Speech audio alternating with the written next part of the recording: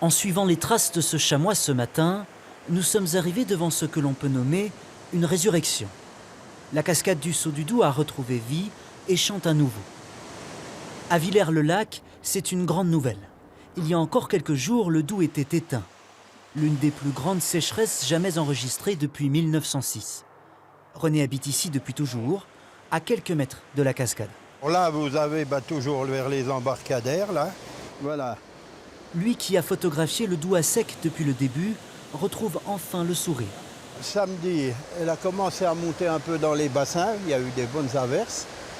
Il a dû monter à peu près 1,50 m, 2 mètres. Et puis après, dimanche, lundi, il a remonté à une vitesse grand V. C'est-à-dire que je pense qu'il a fait une dizaine de mètres en à peu près 10-12 heures. Ça vous fait plaisir quand même? Ah oui, de revoir de l'eau, évidemment. Oui, parce que je suis resté quand même plus de 4 mois sans l'avoir là-dessous. Le lit du Doubs rempli à nouveau, c'est aussi des professionnels qui soufflent enfin. Pour cette entreprise qui ne vit que par les croisières en bateau-mouche, la remontée des eaux s'est longtemps fait attendre. Depuis avant-hier, on a remonté notre premier bateau. Hier, on a remonté les 3 autres. Et c'est vrai que le fait d'avoir l'eau qui est remontée, on avait nos bateaux qui étaient bloqués avant au débarcadère au Saut du Doubs. Et donc on a pu enfin les remonter à notre embarcadère à Villers-le-Lac.